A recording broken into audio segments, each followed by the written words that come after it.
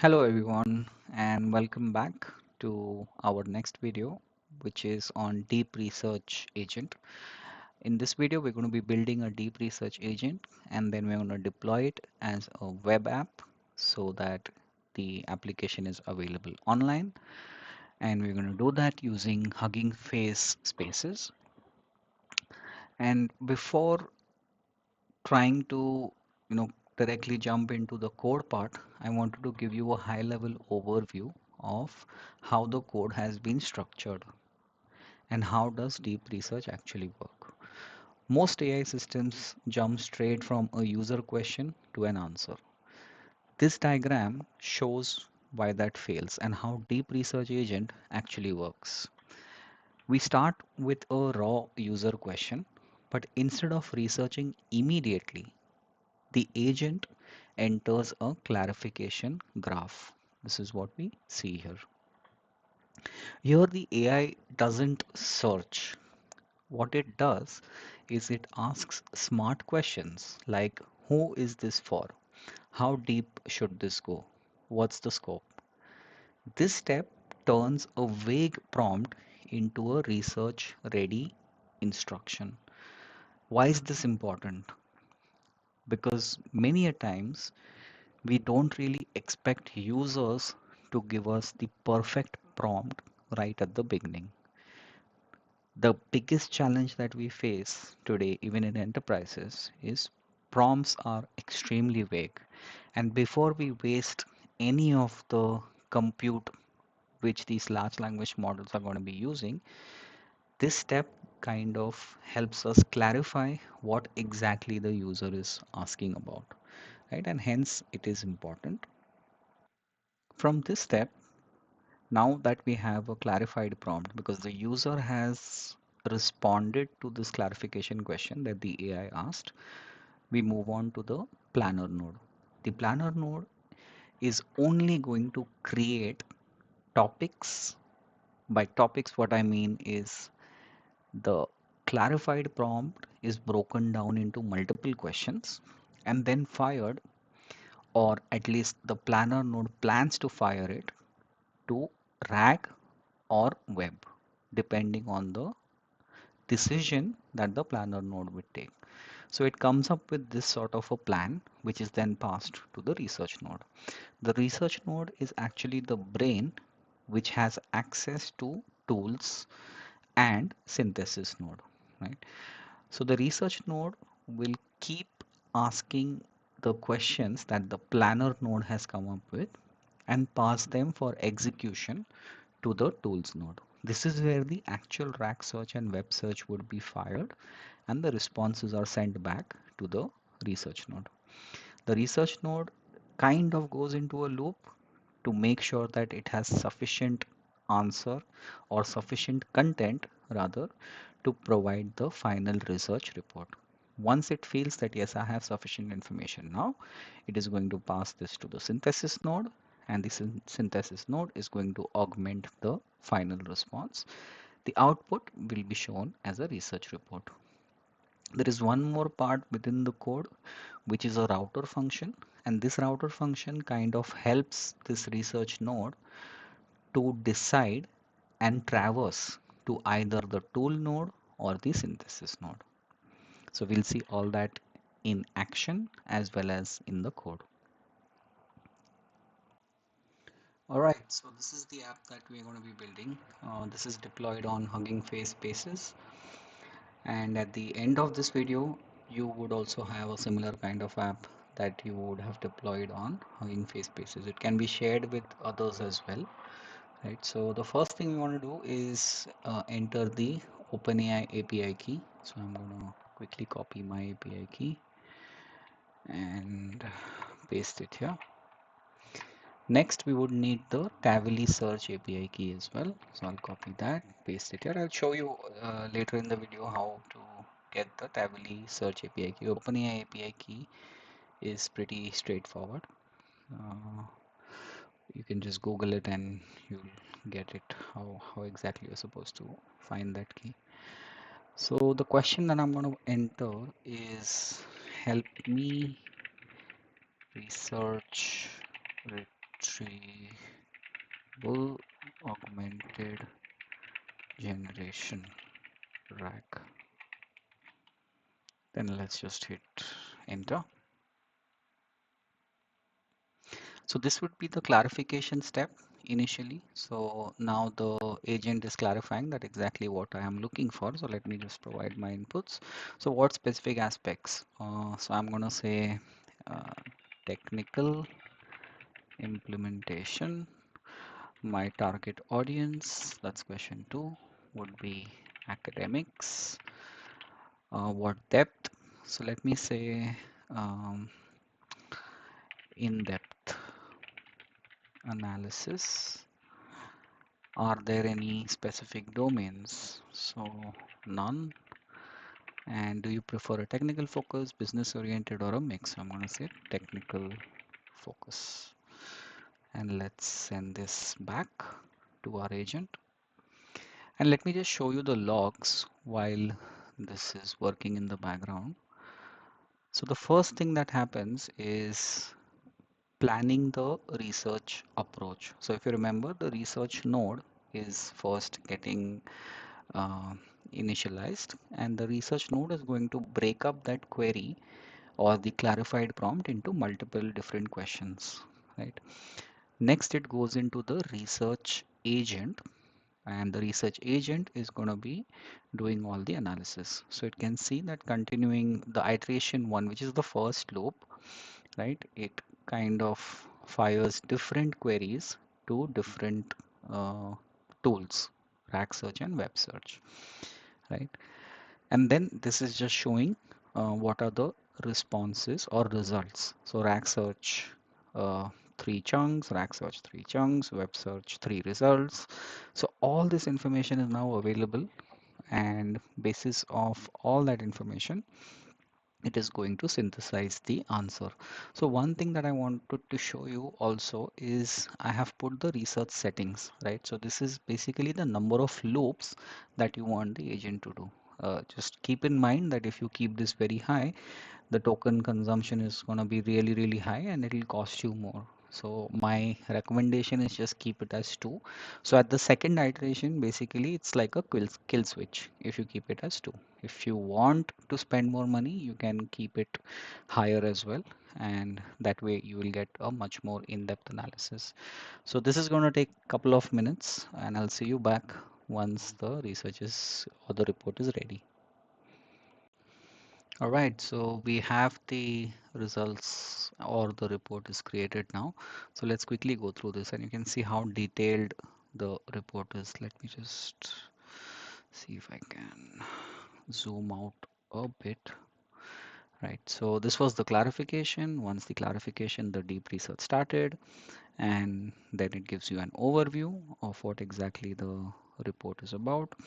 The internal knowledge findings would show you, canonical RAG architecture, how it works, the indexing pipeline, chunking strategies, etc. Right. So this is all the internal uh, sources. Right.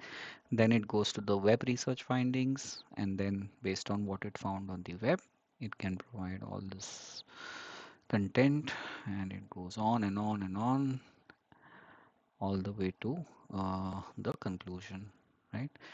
So this is exactly what we're going to build, and in the following video, we'll jump into the coding part. See you there. Okay, so before we start, from a setup perspective, you would need three things. One, a Hugging Face account. Second, OpenAI API key and a Tavily Search API key. Now for the OpenAI and the Tavily key, you could just Google and figure out how you would get the key. For OpenAI, unfortunately, you have to purchase the credits of at least $5, whereas Tavily Search is completely free. So they give you 1000 credits per month, absolutely free, right? So if you are struggling with that or can't figure that out, I have a video on RAG search, which is part of this series. I would highly recommend you to go and see that video first, because there I have clearly explained how you get those keys for each of these services. right? I'll leave a link in the description for that video as well. Now let's assume that you already have the Hugging Face account, right? I will be sharing another link in the description for the Hugging Face app that I have created. And this is exactly the app that we were seeing before, Deep Research Agent, right? So I'll leave the link. Uh, this will be a public repository, so then you could easily just come to this application page, and then next to settings you see the three dots. Just click on those three dots, click on clone repository, and there are a couple of options to clone. We are going to be just copying this git clone command here, so I'm going to copy this. Next, what I'm going to do is go to the Visual Studio Code. So Visual Studio Code needs to be installed in your machine. Again, all the details are there in the rack search video. And I'm going to click on terminal and new terminal, right? You also need to have Python installed. So Python 3.9 or above, any version is fine. Now in the terminal, I prefer to use git bash. So I'm going to switch over to that. And the first thing I'm going to do is just type pwd to check which folder I am in. If you're okay to download that repository in this folder, it's fine. Else you could navigate by typing cd and the name of the drive. So I'm gonna call it G drive, and next thing I'm gonna do is just paste the command that we saw or copied earlier, clone and then the URL for Hugging Face.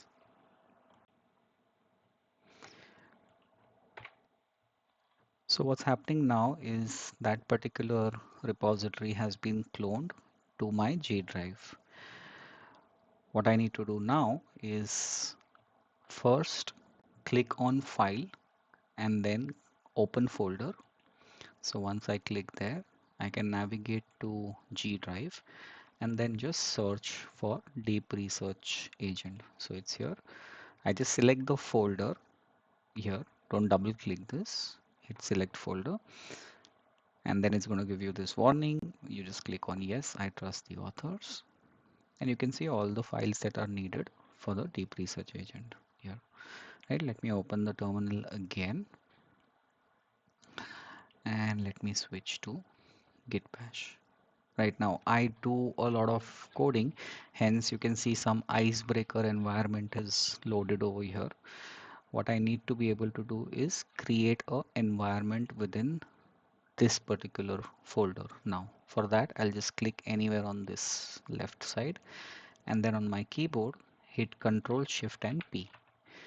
You'd get the option of Python create environment. So click on that, choose WhenV, and then select the Python version. So I'm going to select 3.11. Now requirements.txt has all the dependencies that are needed for our code to run successfully.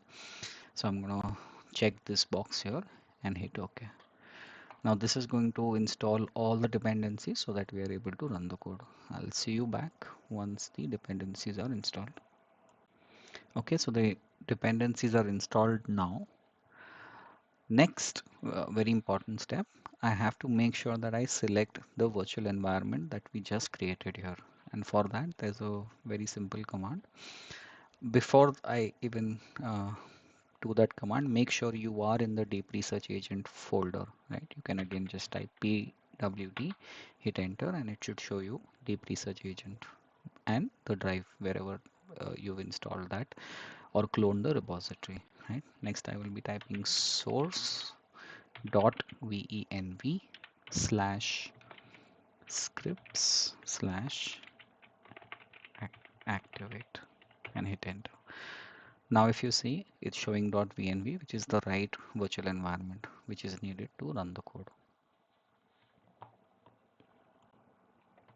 So the code has been structured in a way where we have a front end application called app.py and a backend which is basically doing all the code logic or the application logic called researchagent.py. So first let's quickly see what the researchagent.py file is. So I've done a couple of imports that will be needed. So from typing, import typedict, import os.env. These are all to read secrets, etc. From langgraph, we'll be importing state graph, start, end, etc. Uh, we will be first doing load.env so that we can read from the .env file. Note this is not needed because what we are actually doing is, if you remember, from the UI itself, we are asking the user to enter the OpenAI API key and the Tavily API key, right? This is just a fail-safe, but it's really not needed.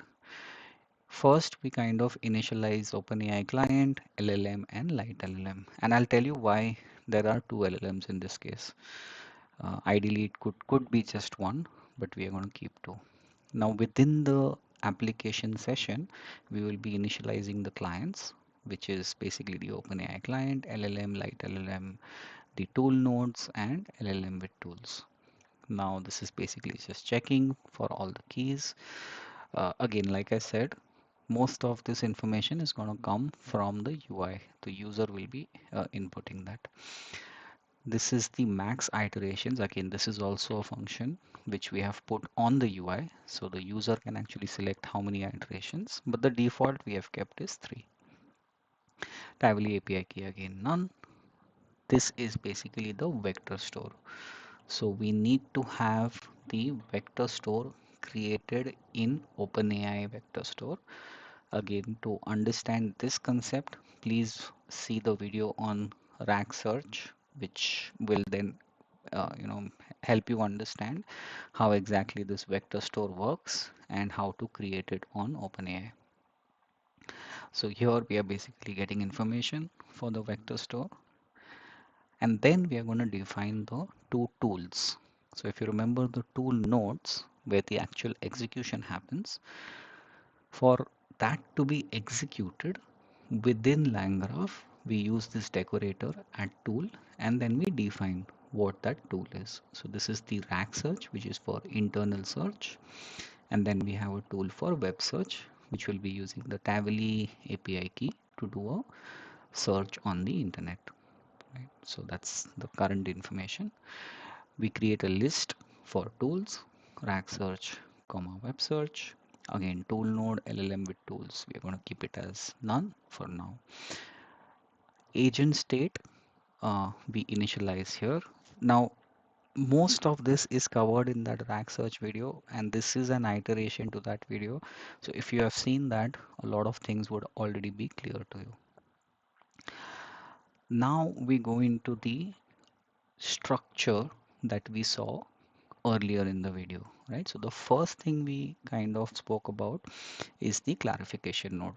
This is where the user asks a question, and the large language model is going to try to understand what that question is, and then go back to the user with couple of questions so that the prompt is not ambiguous and we don't waste any tokens doing the research where the prompt itself is not very clear, right? So this is the prompt for clarification which we are passing to the large language model, and then we are defining the function of what exactly happens within the clarification node, right? So we are going to send the information to the user, await user, and then user provides a response, and then we return that message. Next is the planner. So planner node, again, there is a specific prompt that we put here. You are a deep research planning agent. Your job is to create dual source research plan. And then this is where we give it the structure that come up with different topics. And then for each topic, you pass a query for RAG search as well as web search. So basis of this planning, the next node, the research node is going to execute, right? So here we have the definition for the planner node, what exactly is happening. So there is the planner prompt, then you have the user question, which we passed, which is basically the clarified prompt. And here we use plan LLM dot invoke messages. and then messages plan, and the research steps will be kind of passed on to the next node, which is the research agent node or research node. For research, again, we have a prompt where we are saying that you must use both tools, use RAG search, web search, do not rely only on one tool, and then we kind of tell it what process it needs to follow. This is the actual definition for the function research agent node. So this is just going to print research agent analyzing next step, messages equal to state messages. This messages concept again very in a detailed way I have covered in the RAG search video. And the system prompt, again, we check whether it already exists because we don't want each loop to keep adding the system prompt again and again. So most of this, like I said, is kind of covered in the earlier video, and this is exactly what is happening here in the RAG search, what we did. Finally, the synthesis prompt, which is going to be taking all this information together and then executing or providing the response back to the user. We've also given it a structure. If you saw in the demo, it was a similar kind of structure. And then we define the synthesizer node. Clear? Now, one thing in the actual application you would see is we are actually using two large language models, even if the function just says LLM, right? So LLM.invoke is what the synthesizer node says. Then you have LLM with tools.invoke, the research agent node, and then you have the planner. So planner also kind of LLM.invoke. Same goes for clarification. In clarification, we are using light LLM. Why? The reason being, this is a very, very simple task where you are just taking a user prompt and asking clarification questions. In this case, you really don't need a heavy model, right? Hence, the light LLM that we will be using is GPT-4o mini, whereas the LLM, which has to do a lot of thought process, etc., is going to be GPT 5.1. So let me just change that in the code as well. Initially, I think I had changed it back to, uh, okay, yeah, it is GPT 5.1. So that's fine, right? So synthesizer node, if you remember the router, where we said that the router kind of comes out with two literals, that is either go to tools from the research node or go to synthesize, which is the final answer. So this is the prompt or the decision logic, and then you have the actual function for the router. So it basically checks whether used RAG, used web, both has been used. It also checks for the max iterations that we will be entering through the UI. It checks has attribute, tool calls, and tool calls is not empty. Basis of that, it will print continuing research loop, and then it goes to tools. Finally, we construct the graph or compile the graph.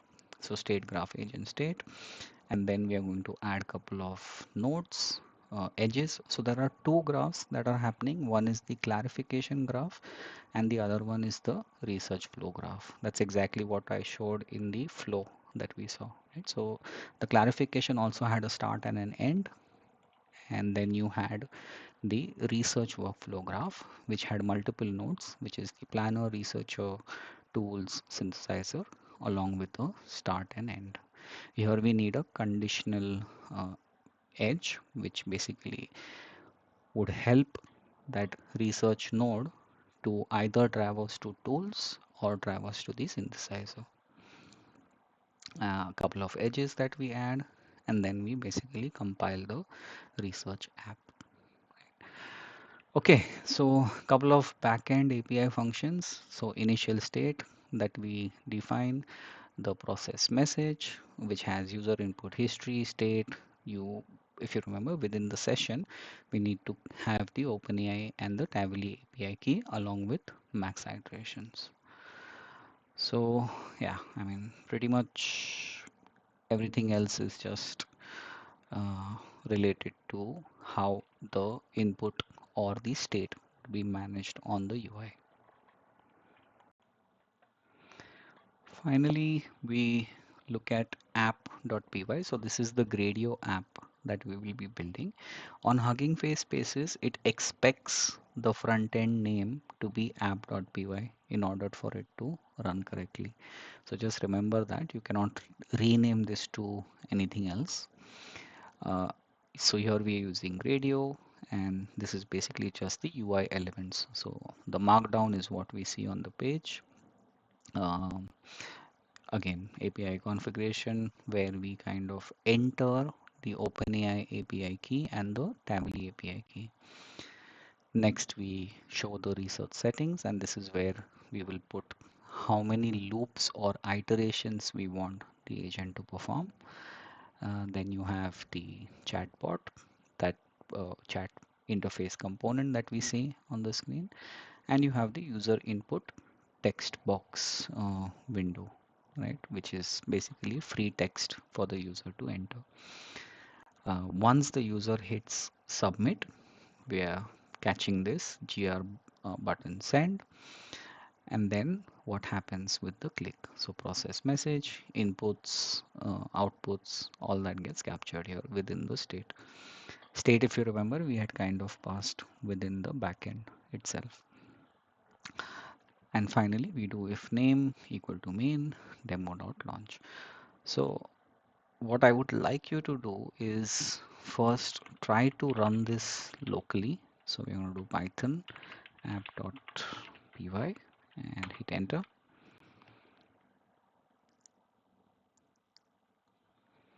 And this should open the application like this. So here you can enter the OpenAI API key, your Tably API key. Feel free to modify this depending on uh, how much money you intend to spend, and then put your message here, right? So this is exactly what we saw in the demo as well. Next, let's see how we can push this app to Hugging Face spaces. Now the last step that is needed is we need to deploy the application to Hugging Face, right? So that you are able to share that app with others as well. So in order to do that, you would go to huggingface.co and then find spaces. Click on spaces, and then you should see an option to create a new space. So I'm going to click new space and provide it with some name. So let's say my research app. Let me call this that, and then deep research agent as my short description. We have built the code on Gradio, so our entire UI is based on Gradio. So I'll select Gradio and then make sure that you have the blank template, right? For hardware, we'll select CPU basic because that's free. Zero GPU and custom hardware is only for pro subscribers. And you can keep your repository either public or private. Uh, During development, or at least the first time you deploy, keep it private and then hit create space. Once you do that, you should have the space created now, right? So you can see your username and then the research app that you just created. Now the easiest way to deploy your code is to go to files, and what we need to do is add the files directly from our local repository where we were working on the code, right? So these all files are here. So you can see git attributes and readme is already there, which got created automatically. I just need to add the other files. So in order to do that, I'll click on contribute and upload files. I can click in this window, and then I have to navigate to deep research agent folder. If you remember, this is where we did the initial clone, right? So I'm going to just double click here and I can ignore git attributes and readme. I just need to select app.py, requirements.txt, very important because this is where the dependencies are, and then research agent.py and then click open. So those files should be available here, and then I just click on commit changes to main. Once I do that, you would see if I click on app, it's telling me that it is building. So right now a lot of the installation for all the dependencies is being done by Hugging Face Spaces for us. So I'll see you back once this step is complete. Okay, so now installation is completed now. There is some error that we are seeing here, but that's actually harmless. We can actually ignore that error. You can see that I already have the app up and running. Let's test it out once. So I'm gonna go to my environment variables and just make sure that I copy in the API key. So I have copy pasted the OpenAI API key as well as the Tably API key. The research depth I'm going to keep as 2, and I'm going to ask a prompt. Please research impact, or let's say improvement of knowledge agents with use of RAG. And let's just be specific that I'm talking about retrieval augmented generation. Let's hit send, and then it's going to ask me what are the specific topics. Again, I'm just going to say let's say case studies. Target audience could be industry professionals. Depth, I'm going to say in-depth analysis. And domain, I'm going to say FMCG. And time range, I'm going to say recent. And should the focus be more on technical or business? So let's say technical. So I have entered all that. Technical, and let's send. So let's give it a couple of minutes and I'll be back. Okay, so the research is complete now, and let's quickly go through the report, right? So you have the initial overview, then the internal knowledge findings, which is based on RAG, or it's leveraging the RAG tool. Then you should have the web research findings as well, which uses the Tably search API and the web search tool. And then finally, you should have a synthesis, which is like combination of both, which gives you this answer.